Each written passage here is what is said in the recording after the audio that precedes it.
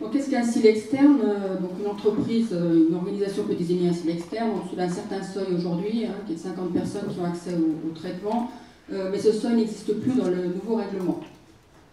Ensuite, donc bon, souvent les banques ont une certaine taille, et de par leur taille, si elles ont un SIL, elles ont un SIL en interne. Ensuite, la désignation peut être partielle, générale ou étendue, et du point de vue de mon expérience en tant que SIL externe, j'interviens plutôt sur des désignations de SIL étendues, c'est-à-dire que je vais m'occuper de tous les traitements, y compris des demandes d'autorisation auprès de la CNIL, l'instruction des dossiers. Après, au niveau des missions, bien sûr, une mission de conseil, une mission de mise en conformité, établir un bilan, tenir le registre des traitements, mais je dirais qu'en tant que SIL externe, on va beaucoup plus loin et on accompagne finalement les acteurs du marché dans la mise en place d'une gouvernance, dans tout ce qui est mise en place de politique et de procédures. Et puis également, on fait beaucoup de sensibilisation.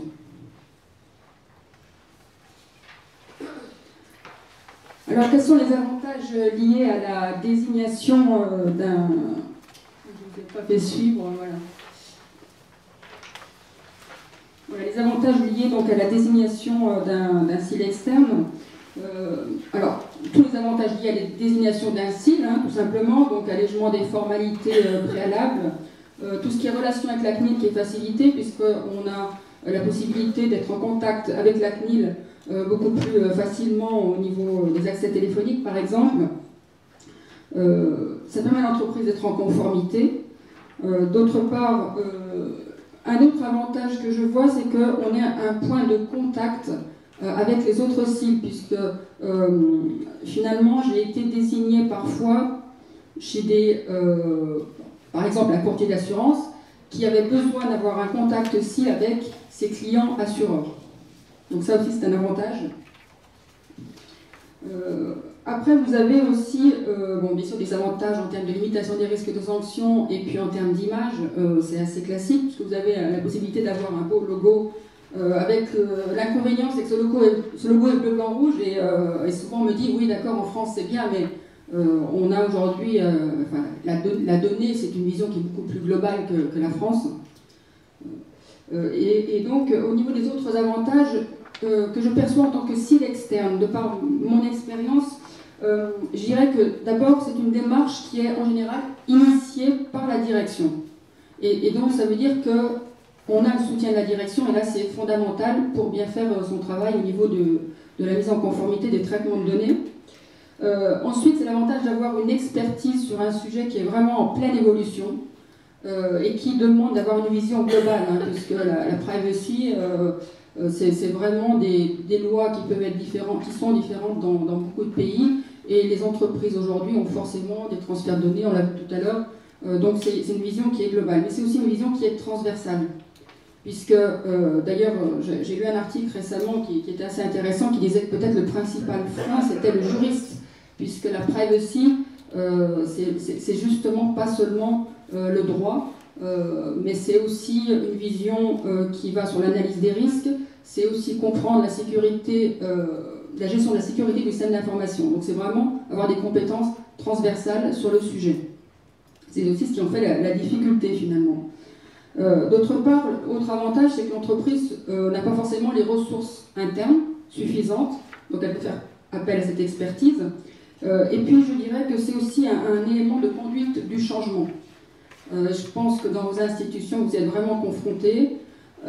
Donc le SIL externe va être un facilitateur, puisqu'il va permettre à la fois de faire le lien finalement, hein, entre le service juridique, la sécurité et puis bien sûr tout ce qui est gestion d'innovation, projet et transformation digitale.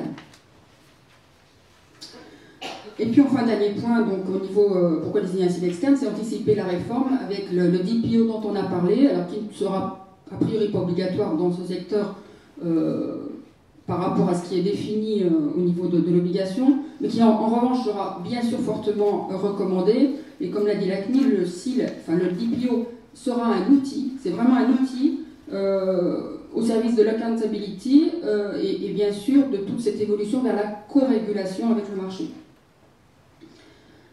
Voilà, alors deux principaux champs d'action en ce qui me concerne. Alors tout ce qui est mise en conformité, et là c'est assez classique, c'est finalement recenser, auditer la conformité des traitements et accompagner l'entreprise dans sa mise en conformité. Et sur ce volet-là, nous travaillons plus particulièrement à tout ce qui concerne les outils finalement, donc outils qui accompagnent le cible DPO, le futur DPO, à savoir des outils qui permettent d'auditer les traitements, de tenir le registre et ensuite d'aller sur une analyse des risques. Donc une analyse des risques qui, en la matière, n'est pas qu'une analyse des risques sécurité, qui est bien une analyse des risques d'impact sur la vie privée, les droits et les libertés fondamentaux.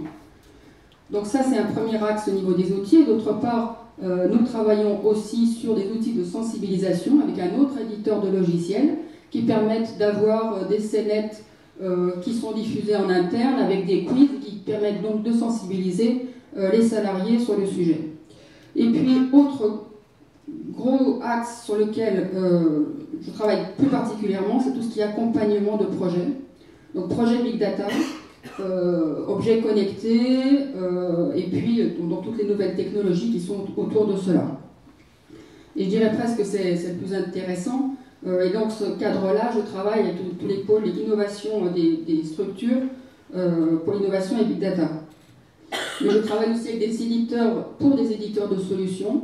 Et là, finalement, on retrouve la nouvelle obligation qui va s'imposer aux sous-traitants au sens de la loi. Et déjà, les éditeurs de solutions me font intervenir parce qu'ils se disent comment je peux convaincre mon client, qui aujourd'hui est le responsable de traitement, que ma solution ne sera pas, enfin le traitement des données au moyen de ma solution peut quand même rentrer dans le cadre de la loi. C'est toute la difficulté, donc ça devient un argument en fait compétitif et concurrentiel. Je pense par exemple à des solutions de KYC sur lesquelles j'ai travaillé. Voilà, donc l'objectif finalement, c'est d'aider à comprendre qu'est-ce qu'une étude d'impact sur la vie privée et comment je mène l'étude d'impact sur la vie privée, comprendre quelles sont mes nouvelles obligations avec le nouveau règlement, puisque déjà quand on suit toute l'évolution, il y a pas mal de choses. La philosophie, on la connaissait, notamment la gestion des risques sur la vie privée, donc sensibiliser, mais aussi cadrer. Et puis gérer les freins et les barrières en interne. Comprendre aussi qu'est-ce que c'est que le Data Protection by Design, par exemple. Alors, les freins et les difficultés, bien évidemment, il s'agit de tout ce qui est conduite du changement et transformation digitale. Donc, c'est vrai qu'on constate qu'il y a des freins internes, des freins au niveau, par exemple, de la direction juridique, mais je dirais que ce n'est pas propre au secteur de la banque ou de l'assurance. Puisque, par exemple, je pense à des opérateurs télécoms, où on rencontre le même problème. Ensuite, une difficulté au niveau de la remontée d'informations sur les traitements de données à caractère personnel. Forcément, plus la taille de l'entreprise est importante, plus il est difficile que le CIL ou la personne en charge de ces questions soit au courant de tous les traitements et de tous les projets qui se mettent en place au sein de l'organisation. Et puis bien sûr un manque de sensibilisation, et là vraiment c'est peut-être par là qu'il faut commencer, c'est sensibiliser en interne toutes les personnes concernées. Autre complexité et frein, le formalisme juridique qu'on a encore aujourd'hui, qui devrait être simplifié. Et là je rejoins tout ce qui a été dit par M. Calmès. Et puis également la complexité du cadre juridique. Aujourd'hui vraiment, on a des acteurs qui disent on veut bien faire, mais on ne comprend pas, et c'est tout le sujet du Big Data, jusqu'où on peut aller, qu'est-ce qu'on a le droit de faire, qu'est-ce qu'on n'a pas le droit de faire. Et on aboutit à quelle situation? Soit on ne fait rien, et alors là on se prive bien évidemment d'opportunités économiques, et comme on l'a dit tout à l'heure, si on ne le fait pas, d'autres le feront à l'étranger. Soit les initiatives sont lancées et avancent en dehors de tout cadre, et là c'est vraiment risqué, notamment pour les droits et libertés, mais aussi pour la structure d'entreprise qui risque d'être sanctionnée. Et je dirais que la troisième solution, et c'est là-dessus qu'on essaie d'intervenir, c'est d'accompagner pour cadrer et voir comment justement on peut avancer en étant dans les clous. Voilà, donc je terminerai par les conditions pour que toute cette démarche réussisse finalement. Alors, je pense qu'une des grandes une des grandes, finalement, évolutions de ce règlement, c'est la transparence. Alors, on peut dire que la transparence, on a déjà des obligations d'information, etc. Mais je dirais qu'aujourd'hui, ça va beaucoup plus loin, notamment sur tout ce qui est profilage. Et si la réglementation est appliquée, on ne pourra plus tricher. Voilà. Donc on ne peut pas empêcher certains traitements. En revanche, normalement, le citoyen aura beaucoup plus de maîtrise, parce qu'il sera plus informé, il devrait avoir la maîtrise de ce qui est fait sur ces données. Donc ça, c'est assez fondamental. Et je pense que là, il y a vraiment des choses à faire. Si vous arrivez à être transparent, et si vous êtes, finalement, on revient à tout ce qui est code de bonne conduite. Donc là, il y a des opportunités, je pense, en termes de tous les traitements autour des big data. Et puis, autre condition, c'est d'avoir une approche beaucoup plus opérationnelle des autorités de protection des données. Quand moi, par exemple, j'entends qu'on m'a dit, au niveau de la CNIL, une personne m'a dit, à propos d'une solution d'un éditeur, ah ben votre client n'a qu'à aller vendre sa solution d'Amérique du Sud, c'est un petit peu choquant parce que c'est pas la solution qui sera conforme ou pas conforme, c'est ce qu'on va en faire. Donc je pense que là aussi, il y a peut-être des évolutions à avoir dans le dialogue sur ce sujet.